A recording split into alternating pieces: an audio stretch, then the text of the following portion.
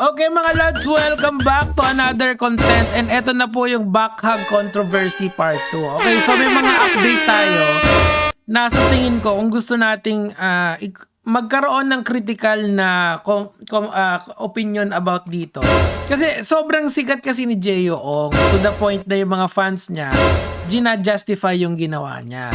Ngayon, hindi natin kasi alam yung buong storya ng pamilya niya. So our opinion is only based on what we see. And it's free for all yan mga lods. Kasi dito kasi sa internet, pwede ka magkaroon ng positibong komento, pwede rin namang negatibo. Hindi porke negatibo yung komento nung kabilang parlor, ibig sabihin, mali na sila. Di lang sila sang-ayon sa'yo, okay? Teka, mali. Ito pala yun. So, having said that, gusto kong bigyan pa ng further context ito or further storya na to. At syempre, gatas na gatas yan. Gatas na gatas! Okay, sabing gano'n ni Jeyo Ong.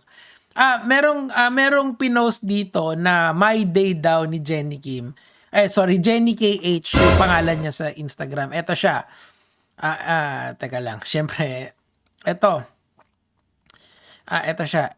Yan. Si Jenny KH siya. Ito yung kanyang Instagram and hindi naman siya naka-private kaso hindi na makita yung TikTok niya. So, pumunta tayo rito. Sabing ganun dito nung post ni Kaalaman na I would suppose na screenshot to eh.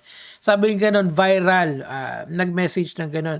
Ha, no problem. We are all having fun, okay? Okay if you okay, all okay. That's all good. Okay. Sino ba nagsasabi nito? I just got many messages from your guys' fans. So, okay, sige, gets na. So, yung nagre-reply is Jenny. Tapos yung yung nire-replyan ay si Jeyo Ong, etong kulay black. Tama. Oh, I'm sorry about that, babe. Babe, talaga lang, Alam mo, Alam mo, talaga. Ngayon, to be fair, okay, hindi to verify. Meaning to say, nung tinignan ko yung TikTok ni Jenny, hindi ko siya nakita. So, I cannot personally attest this. But, what I can attest to is that nakita ko to sa internet. Again, rumors lang naman to. Unless i-confirm ni Jenny na talagang yan ay conversation nila ni Jeyo, doon pa lang tayo magkakaalaman. Pero babe talaga? Talaga? It's okay, B. Okay? I had fun with you for real. That's enough for me. Do you have something to tell me? Meron ka bang sasabihin? Me too, hehehe. See you soon, babe. Binata yun. Di naman natin alam kung talagang message siya ni Jeyo Ong kasi wala naman silang statement about dito. This also has similar idea doon sa side ni yung sa side ni yung parang Dudut Chloe, 'di ba? All we have right now is speculations and second-hand testimonials from the people around them.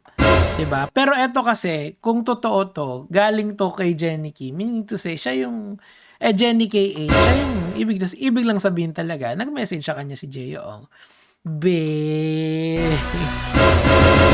Well, ngayon, so, syempre, dahil ito ang ating napiling pagkakakitaan for today, ni-research ko na lahat ng dapat i-research dito, mga Lodi Bells ko, para naman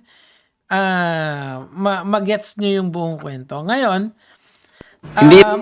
bago yon siguro dito tayo magsimula na doktongan natin yung kay Favis, kasi naglabas na naman ng statement si Favis. Kasi nga, business partner niya kasi si Jenny. So, most likely, nagkakausap to on a regular basis. Friends sila IRL. O, tuloy.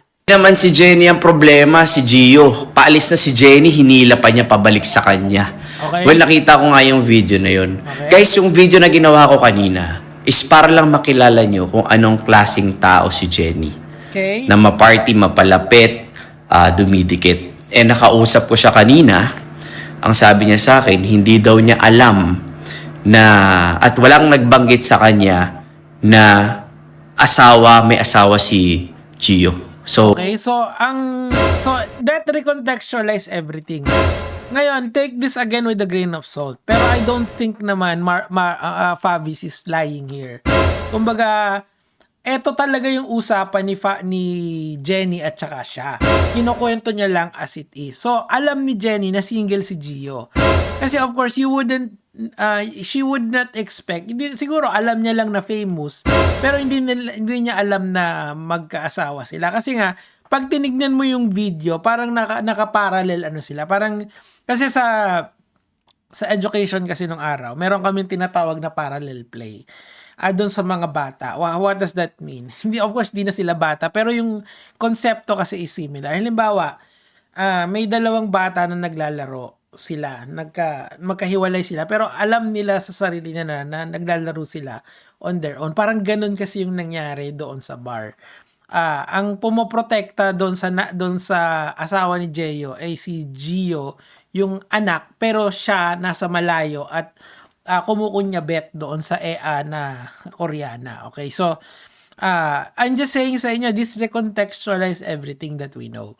I think naglilin na yung storya, naglilin na doon sa talagang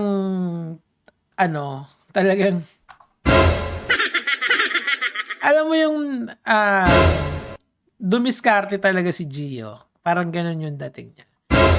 Kung eto yung idea na hindi pala talaga sila magkakilala in real life. Kasi kung kilala niya sa real life, friends sila ni Gio, hindi pala. Ibig sabihin, mukhang talo tayong mga lalaki dito. Take the L tayo mga lords, take the L. Take the L, sayang yung 2 streaks natin. Ayan. Anyway, tuloy natin. technically hindi niya alam na wife niya yun. Parang parang pinakilala daw sa kanya pero hindi sinabing wife and all. Aray. But regardless, makikita nyo naman yung itsura ni Jenny sa video na parang medyo naiilang din siya. Yun. Kasi nga, agresibo si Idol. Yan yun. Tapos na. Tapos na yung usapan dito. Agresibo talaga si Idol. So, yung mga nagde-depend sa inyo, dalawa kasi yung panig dyan eh. Isang apologist, isang nagde-debunk. Panalo tayong mga nagde-debunk. Kasi talaga, ako talaga, nung una ko siyang makita, napaka-unnatural kasi nung hawakan mo sa bewang. Hinawakan nyo nga sa bewang, pare. Ginawa mo akong chicks man. Hindi kasi natural yon. Gets nyo ba? Ginawa mo akong chicks man. Papapicture sa akin. Hinawakan mo ka.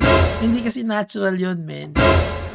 Magtataka ka talaga. Ngayon, maraming salamat kay Favis. I think we have nakatulong siya sa pagbibigay natin ng opinion dito. Gusto ko lang din wag niyong sisihin yung EA kasi yung lalaki, yung Eka talaga yung may kasalanan dito kasi ginawa niyong chicks man. Ngayon, let's end this subject ng siguro pumunta tayo sa origin story, di ba? Tama, mas maganda yun eh. Mas maganda yon na tingnan natin yung mga pinagagagawa nito. Ito yan. Tingnan nyo Siyempre, tanggalin natin yan. So, kita mo yung anak niya, di ba? Inakbayan niya yung DJ. Kaso yung protective yung anak. Usually, di ba, asawa gumagawa niyan. Pero tingnan mo kung anong ginawa niya. Di ba? Bait na bata ito. Hindi na bumala sa tatay. Oh my God! Oh my God! Wait! Pag nyo mo nang i-dislike. Please! Kailangan ko ng likes. Ayan. Pero kita mo yung tatay, di ba? So, makita mo, there is parallel play na nangyayari dyan. Yung isa, yung tatay nangunguha ng Koreana. Yung nanay naman, protective yung anak niya. You raised a good son, ma'am. Balakpak. Rapper ka, pre. Wag ganyan, tol. Ikaw naman, Porque hindi ka nadidis eh. Putangin na. Wag naman may harap ng camera. Lagyan mo naman ng konting hiya, Brad. Konting hiya lang naman. Ginawa mo siyang chicks man. Hinawakan sa bewang. Ginawa mo akong chicks man. Si Kilo man yan. Shoutouts kay Kilo man. Nakabalik na ba si Kilo? Nawala daw eh. Di ba? Ayan, oo.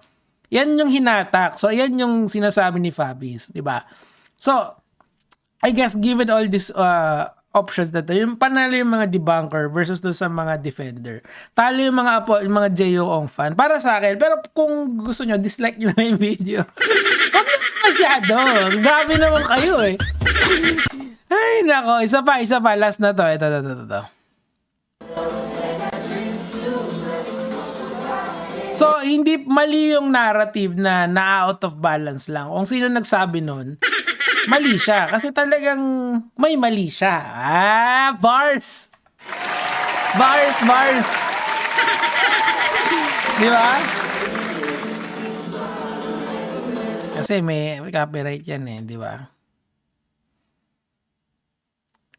So kahit naman, alam mo, kung ano, siguro nakainom na rin siya, di ba? Kaya yung inhibition factor niya, di ba meron naman kasing ganun eh, yung GABA receptors ng brain mo when you drink alcohol, it gets blocked.